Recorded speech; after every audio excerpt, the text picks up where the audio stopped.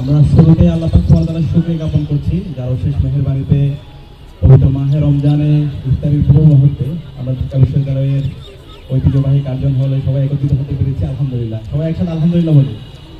আলহামদুলিল্লাহ, আল্লাহ পাক সুবহানাহু ওয়া তাআলার কাছে কয়েকটা জিকির খুবই প্রিয়। আলহামদুলিল্লাহ, সুবহানাল্লাহ, আল্লাহু আকবার। এবং এই রমজানে আমরা এই জিকিরগুলো করার চেষ্টা করব। সার্বক্ষণিক দোয়া এবং জিকিরের মধ্যে থাকা, সার্বক্ষণিক দোয়া এবং জিকিরের মধ্যে থাকলে প্রশান্তি পাওয়া যায়, বরকত পাওয়া যায়। তো আমরা চেষ্টা করবো রমজানে যত বেশি ভালো কাজের প্রযোজিত করতে পারি। আর ঢাকা বিশ্ববিদ্যালয় হচ্ছে একটা পরিবার। এখানে আমরা যারা আছি সবাই আমাদের পরিবারের অংশ।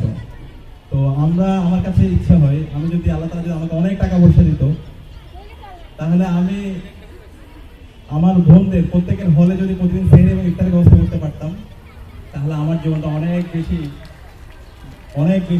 বেশি হচ্ছে আমার জীবনটা গৌরবান্বিত হতো। তো আমরা আল্লাহর কাছে দোয়া করবো, ইফতারির পূর্ব মুহূর্তে দোয়া করলে দোয়া কবুল হয়। আল্লাহ তাআলা যেন ভবিষ্যতে আমাদের এই সক্ষমতা দেয়, যেন আমরা আমাদের সক্ষমতা অনুযায়ী আমাদের যারা বন্ধু বান্ধব আছে, আমাদের যারা প্রতিবেশী আছে, তাদেরকে যেন আমরা সেহরি করাতে পারি, ইফতার করাতে পারি এবং ভালো কাজে তাদেরকে যেন আমরা আহ্বান করতে পারি। সবসময় জীবনে যতদিন বেঁচে থাকবো এই সমাজে যেন আমরা কল্যাণের কারণ হতে পারি, আমার মাধ্যমে যেন সমাজের কোনো ক্ষতি না হয়, সেটার জন্য আমি যেন আল্লাহকে সবসময় দোয়া করি, পাশাপাশি আমার জায়গা থেকে সবসময় সতর্ক অবস্থায় থাকি। আর ডাকসুর জায়গা থেকে আমরা যখন নির্বাচন করছিলাম, আমরা নির্বাচনের সময় অনেকগুলো ইশতেহার দিয়েছি, আপনাদের হলগুলোতে গিয়েছি, প্রজেকশন মিটিংয়ে আপনাদের থেকে অনেকগুলো পরামর্শ এসেছে, আমরাও ইশতেহার দিয়েছি। তো আমরা চেষ্টা করছি এবং আমরা কথা দিচ্ছি ইনশাআল্লাহ, যে ইশতেহারগুলো দিয়েছি তা তো বাস্তবায়ন হবেই, তার চাইতে আমরা বহুগুণ বেশি কাজ করে যাবো ইনশাআল্লাহ। সেই ওয়াদা এবং সেই কমিটমেন্ট আমরা ইফতারের আগেও আপনাদেরকে দিচ্ছি, ইনশাআল্লাহ আমরা পারবো ইনশাআল্লাহ। তো আমরা আশা করছি আপনারা সার্বিকভাবে আমাদের পাশে থাকবেন, আমাদের পরামর্শ দিবেন।